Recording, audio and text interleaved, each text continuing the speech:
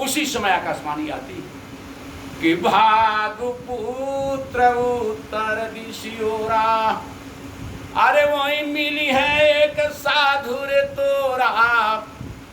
आकाशवाणी आती है, बेटा यहाँ छोड़ो सब जंजाल को, तुम भागो, उत्तर दिशा की ओर जाओ, जंगल में चले जाओ। जंगल में एक महात्मा मिलेंगे, वो महात्मा तुमको रास्ता देंगे और तरीका को बताएंगे।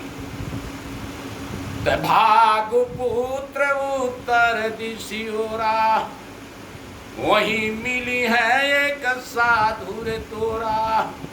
अरे मार्ग छोड़ी उत्तर दिशि धाए, आगे चलिए एक साधु पाए। जब चलते चलते चलते जब 4 बज गया, 10 बजे का चले चलते चलते जब 4 बज गया शाम, देखते हैं क्या कि कुटिया में एक महात्मा बैठ करके ध्यान कर रहे हैं। कहे कि हे मन, लगता इसी के कारण आकाशवाणी हुई थी हमको। अरे वही महाराज की कुटिया है जिस कुटिया के लिए आकाशवाणी हुई थी। लेकिन महात्मा तो ध्यान में है, अब करें तो क्या करें। तो करते क्या है वहां पर कि दो कर जोरी खड़े रविदासा, अरे चेला बनन भैर मन आशा। बिहसी बचन मुनि नयन उघारे, रामानंद तब बचन उचारे। और रामानंद थे, बोलते हैं कि को तुम कौन कहाँ से आयो, अरे आपन भेद हमें बतलाओ। कौन बरन कौन जाति तुम्हारी, अब बालक भेद दे दो बतलाई।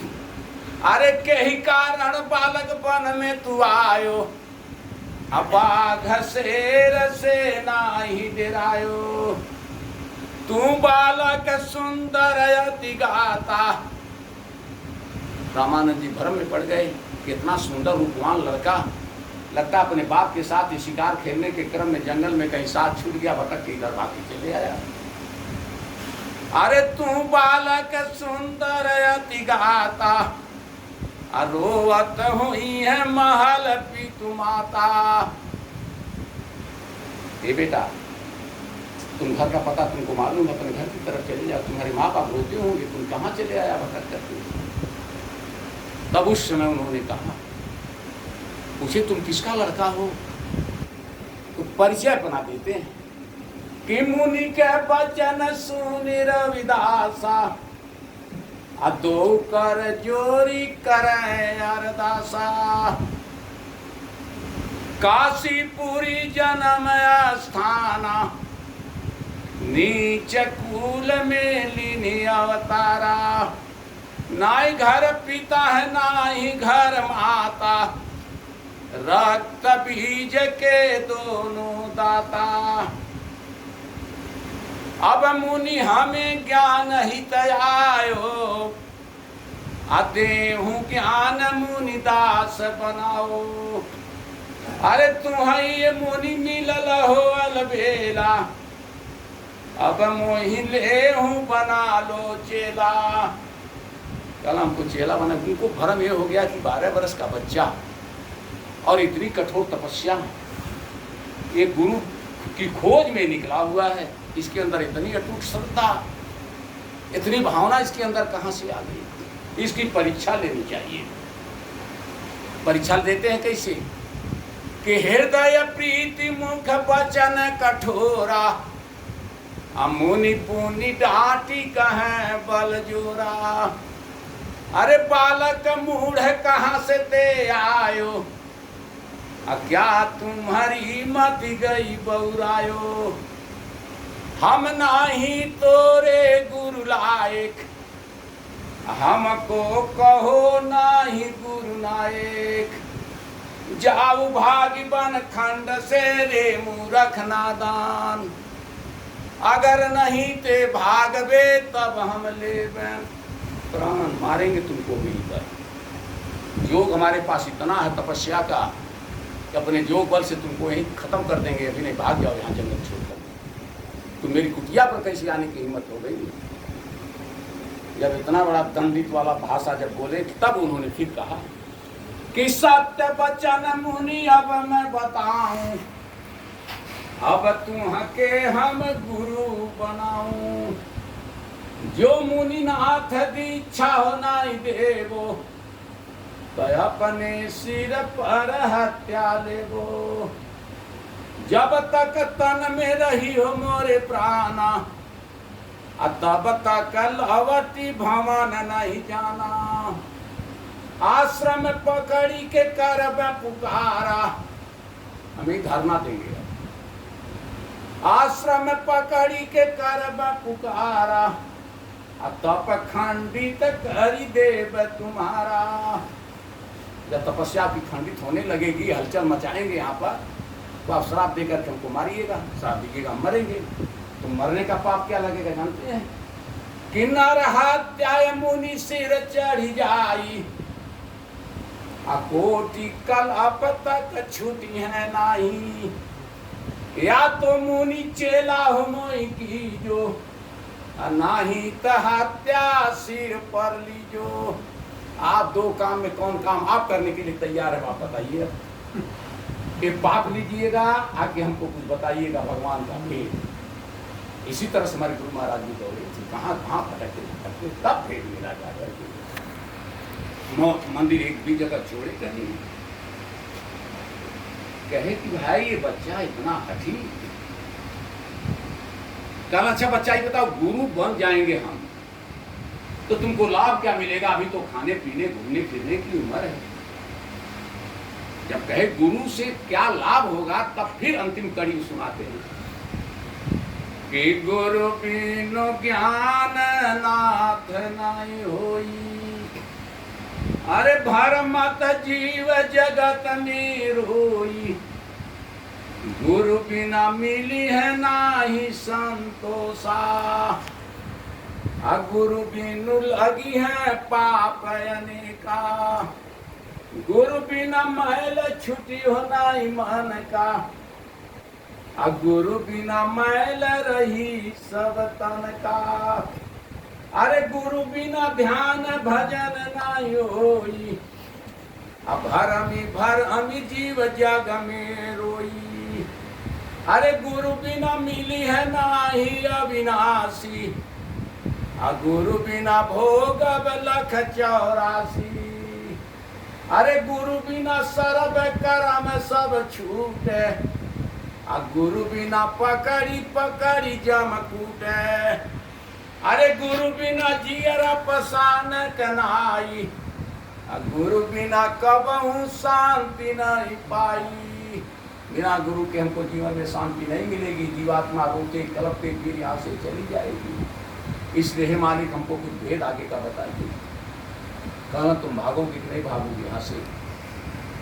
फिर भागने की बात कहे। उसके बाद बेहोश होकर उनके चरण पर कहना बेटा तुमको इतनी आस्था और इतनी बड़ी लगन कहाँ से आई बताओ। कहना जब मैं माँ के गर्भ में था, जो ही कहे कि मैं जब ही माँ के गर्भ में था उतने में उसका दिमाग मिजाज चकराने लगा। ये तो दूसरी दुनिया की साइंस बता रहा है। इस बात को हमारे गुरु महाराज बराबर बोलते थे। बच्चा नालायक निकल जाता है, उसमें माँ बाप की भूमिका सबसे पहले होती है। अष्टावक्र जी को जब ये पूछा गया था कि आप 8 अंक के टेढ़े कर्मों के विधान को समझा रहे हो कि जो जैसा करता वैसा फल पाता है, हे महापुरुष आप बताइए कि आपने कौन सा कर्म किया था कि 8 अंक का टेढ़े बन गए? आप अपना कथा बताइए। कहे कि मैं जब अपनी माँ सुजाता के गर्भ में था, मेरे पिताजी वेद के ज्ञाता थे, लेकिन मंत्र उच्चारण में उनसे गलती होती थी।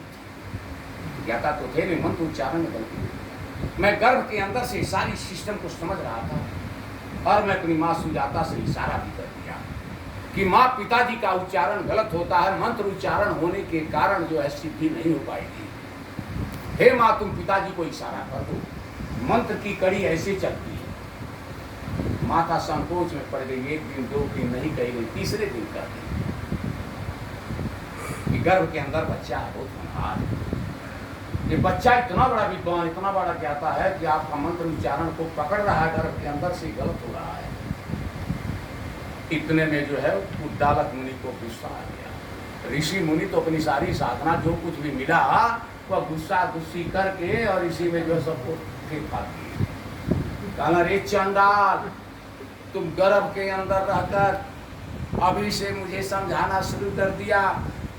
जिस दिन तुम बाहर आओगे उस दिन तुम मेरा सब कुछ छीन छान दोगे। जाओ रे चंडाल, तुम अंग भंग का टेढ़ा ही हो जाओ तो अच्छा रहेगा। कहना, पिताजी के श्राप के कारण ऐसा हुआ। तो प्रेमियों रविदास जी से पूछने लगे, कहना, बच्चा तुमको एक गर्भ की बात कहाँ से याद आ गई? कहना, मेरी माता जी जब गर्भ के अंदर थी, माता के संस्कार और पिता के संस्कार के कारण गर्भ के अंदर मैं सृष्टि की लीला को देखता था, सृष्टि के विधान को मैं समझता था, सृष्टि की रचना किस तरह से चल रही है, कारीगर कैसे कैसे जीव के साथ क्या क्या कर रहे हैं, और गर्भ के अंदर मैं क्या क्या वादा किया था, सारी चीजें मैं गर्भ के अंदर को सिद्ध कर। रामानंद का दिमाग चकराने लगा। कहना, तुम जो है केला नहीं, तुम मेरा गुरु रहो, लेकिन तुम बताओ कि गर्भ के अंदर तुम क्या क्या देखा, गर्भ के अंदर की साइंस को बताओ। वही बात मैं आपको पहले बता दिया था कि मुसलमान फकीरों ने भी ये बात बताई कि पवित्र मिट्टी से एकांत में रखी हुई जो है उस पवित्र बूंद से माँ के गर्भ में ही लोथड़ा तो तैयार हुआ था। उसी लोथड़ा के अंदर ये सारी इंद्रियों के घाट बनकर के समय सीमा के अंदर तैयार हो गए, और उसी में रूह आकर के बैठी, इसको स्थान मिला। इसलिए रूह की हिफाजत करो, क्योंकि यहाँ पर जो अगल बगल अंधा करते हैं, इसमें खुदा के फरिश्ते तुमको ले जाकर के फेंक देंगे, रोते तड़पते रह जाओ। तो दादी ने क्या इशारा किया? कहे कि माँ के गर्भ में पहला महीना में एक बूंद गई थी केवल। तब रामानंद जी को समझा रहे हैं, गए थे गुरु बनाने के लिए, और उसके बाद अब उनको उपदेश देना वही शुरू की जंगल में। कहते क्या है लास्ट में कि प्रथम ही माँ तुम्हें समझाऊं, अरे सुनते रही मुनि ध्यान लगाओ, गगन मंडल से एक फुहारा, गगन मंडल कहते हैं सारा है अपवाद और सारा खजाना है, सारी चीजें तो वहीं से मिली है, सब मसाला।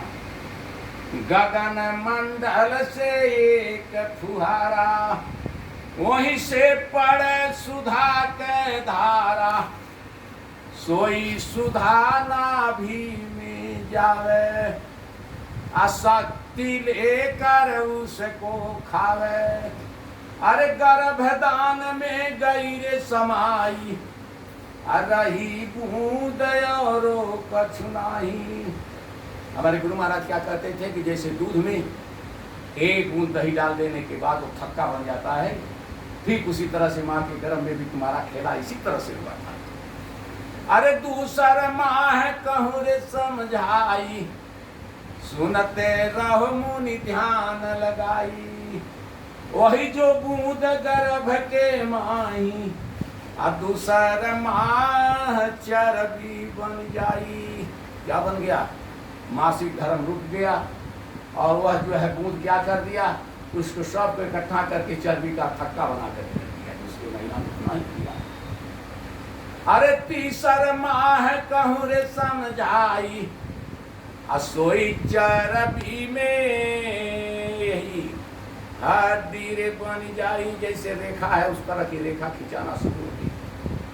अब हुआ क्या उसके बाद कि पोस्ती हड्डी पर चढ़े, दिन दिन हो गुलजार, मासिक धर्म उसी पर लपेटते गया, रुक गया, उसी पर लेख बनना शुरू हो गया। पोस्ती हड्डी पर चढ़े, दिन दिन हो गुलजार, आय आप ही रक्षा कर तुम्हें रे पूरन करतार,